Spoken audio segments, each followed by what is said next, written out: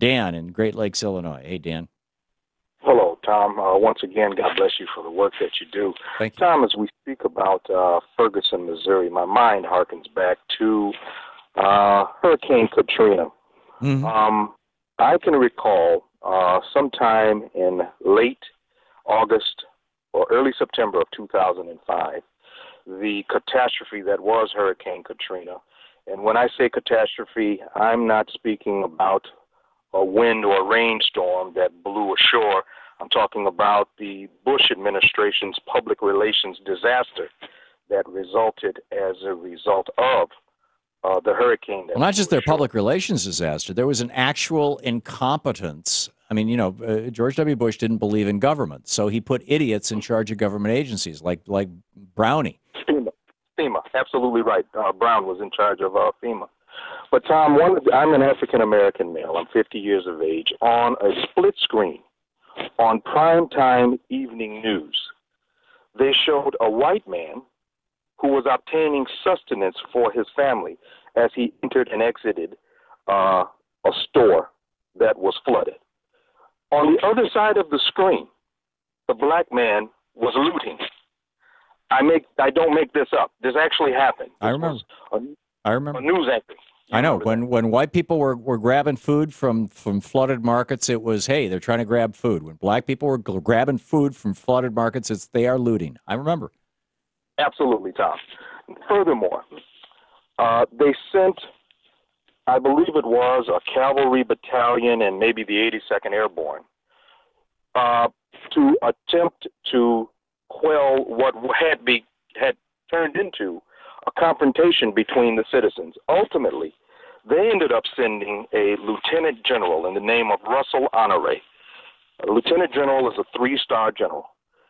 He went in, and he did not see the people of New Orleans as enemies who needed to be neutralized. Rather, he saw them as fellow citizens, Americans no less, who needed rescue. Right. He did not come in firing. Rather, he thought it important to avoid the appearance of hostility. He was even seen on video yelling and cursing at his subordinates who were in entrenched positions with their fingers on the trigger, telling them to put down their weapons.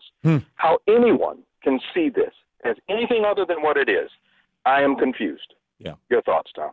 Well, I think you're right, Dan, and I think that we like to pretend in the United States that racism is dead, or it's behind us, or it's the province of a few white guy yahoos out in the country who've got no teeth. But the fact of the matter is that it is so real and so powerful in this country. You want the most vivid example of it is when the police show up to evict a white rancher, Cliven Bundy. They're jackbooted thugs, and they're roundly condemned. The police are roundly condemned by commentators all across this country, including on Meet the Press. And when white guys with guns train their guns on those police, there is no consequence to them. In fact, they are heroes. They are folk heroes. Whereas when African Americans, when police come into an African American neighborhood, the right wing and the Republicans and all these guys are, stop crowd control. We got to stop there's rioting. Well, like the police officer who called just a minute ago, they're rioting. We got to go. You got to come in here with all this stuff. And they're not jackbooted thugs. They're protecting the community, in quotes. Right. It just, you put those two pictures side by side. And can you imagine if you had 20 people with assault rifles who were black in Ferguson, Missouri, pointing them at those same police officers, just like they did at the Bundy Ranch? Can you imagine what would happen, Dan? Tom, I know, and I think anyone who's sane and fair-minded, we know in this country that there is this chasmous gulf between blacks and whites in this country. Yep. And there's a group of crazies.